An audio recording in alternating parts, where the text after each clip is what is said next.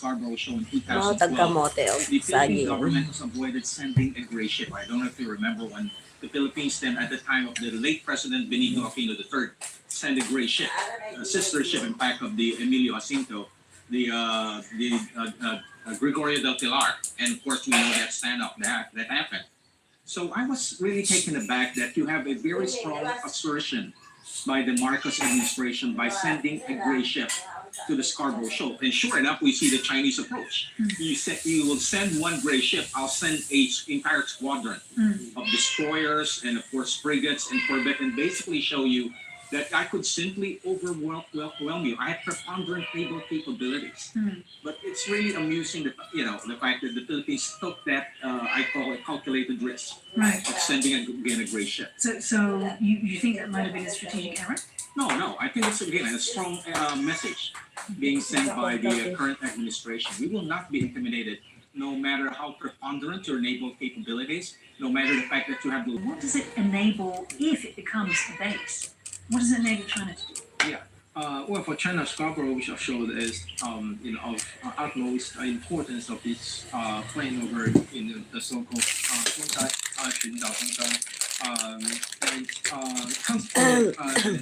China makes two claims about Scarborough Shoal. First, it declares that it is an island, and also it claims that Scarborough is part of China, but both claims have been denied by the 2016 PCA arbitration. But the thing is that why is it so important? Because it is composed of the one very important part of the 9-dash line. So if China eventually is able to build a base on Scarborough Shoal, it can provide China with great opportunities to show its presence in the region, and also it can provide some opportunity to further surveillance of U.S. and Philippines military operation in the region, and also it can provide some deterrence for the other countries to interfere China's patrol or supply to other build up facilities in other smaller reefs like Fearing Cross or Mischief Reefs. Okay, Renato. So, cementing, I guess, its presence, its posture there, as well as monitoring Philippine and U.S. vessels trying to come through that strait. Tell us about the CCP's strategic triangle, which includes Fiery Cross, Luya sa labat. and Scarborough. Pero may gatas. There's another notion there of a triangle. Tapos Of course, ito, you have, Nescafe in the Absolute. Spratlys, you have Hindi ito Mischief sponsor. China occupied Hindi yan in sponsor, 1995, guys. which of course eventually had become Kape at what is sa called the labat, Pearl sa Harbor gatas. of China and Spratlys. Then further south, you have another triangle, constituted triangle, Jing Shoal, the southernmost part of the 9-dash line. So that's a triangle there. Mischief Reef, Scarborough Shoal, then down to James Shoal, when of course you have the consolidation of China's claim in the South China Sea. From there, of course, China has, in a way, sea control over the South China Sea, and also outflanking Taiwan. From those three bases, China could launch a major flanking attack against, of course, in a situation where China would decide to resolve the Taiwan question through the use of force. Just imagine Chinese forces operating from those three facilities, not just coming from across the strait, but also coming from the southern part of Taiwan. Given that we know about this, why do you think it is that China has not developed Scarborough Shoal yet? Remember what happened in 2015 when China finally received its large dredger in 2000 from the Netherlands. Then you have a meeting in the White House, and I don't know if you remember, a former PACOM commander Brian Harris said, "Are we going to war over rocks?" That was, of course, the reaction of President Barack Obama after Xi Jinping reneged on his promise not to militarize the South China Sea. So the Obama administration then sent the message to China. We're looking at the prospect of war. This was in 2015. Now it's already 2026. Probably it's, again, whether China would try to test President Donald Trump. We don't know. We don't know because that's the $1 million question. Would China eventually push the button when it comes to the Scarborough Shoal? Because it's also very symbolic.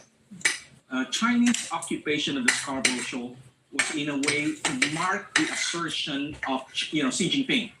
That was one of his first major decisions. When the Scarborough Shoal incident happened in 2012, that's the time when he became president. Everyone was expecting Xi Jinping to be a liberal or reformist. Chinese occupation of Scarborough Shoal indicated no. We're facing somebody who is, of course, assertive at the time that China is already seen as, an emergent power. And so, if it was a test of Donald Trump, sometime in 2025, possibly even in 2026, how do you think that he would respond? Would he think that this is simply more grey zone warfare? Or after his joint statement with Japan's leader, they said that they would not accept any unilateral change of the status quo by force or by coercion? Well,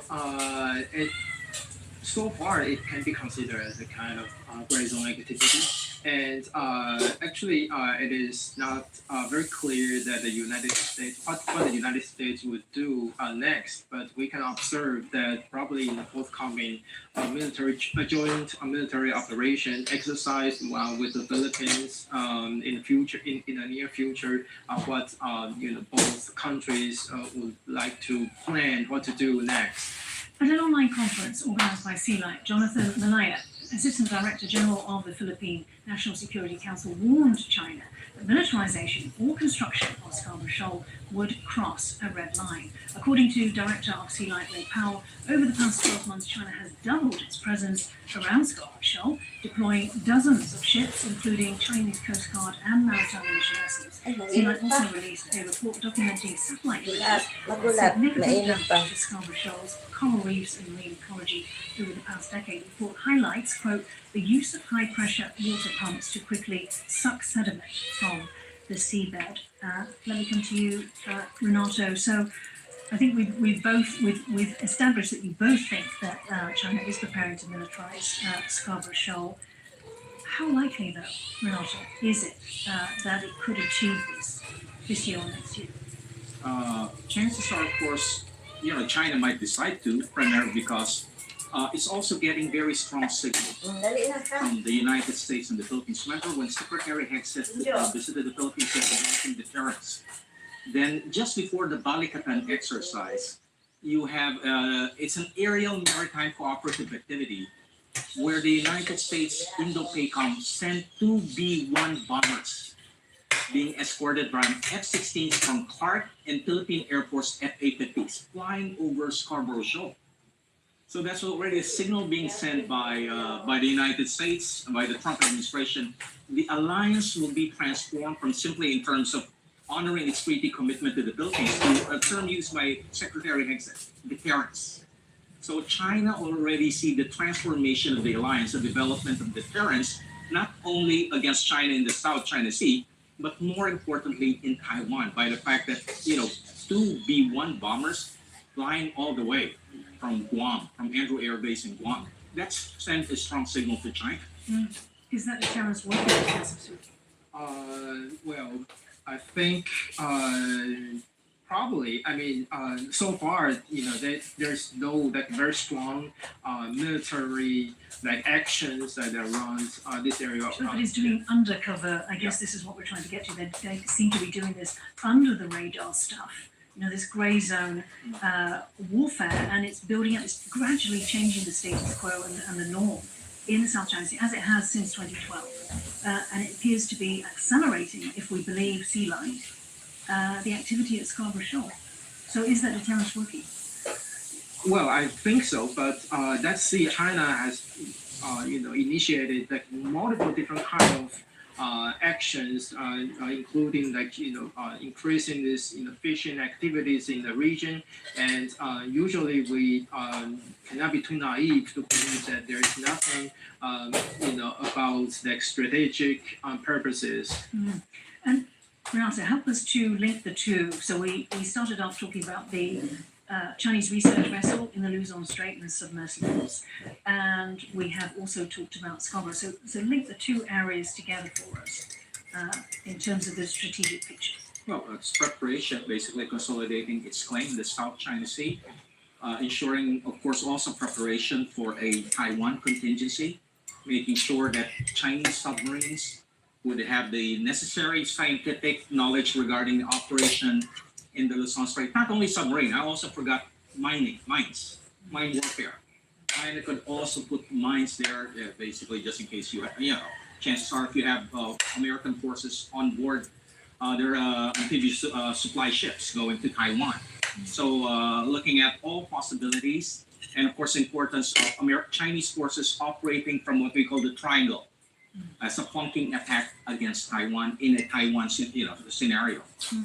Professor Sulu, so at the same time that there has been this degradation that has been recorded by organizations like Sea Light, China has maintained a pristine an excellent environmental record. It released a report in July 2024 where it claimed exactly this.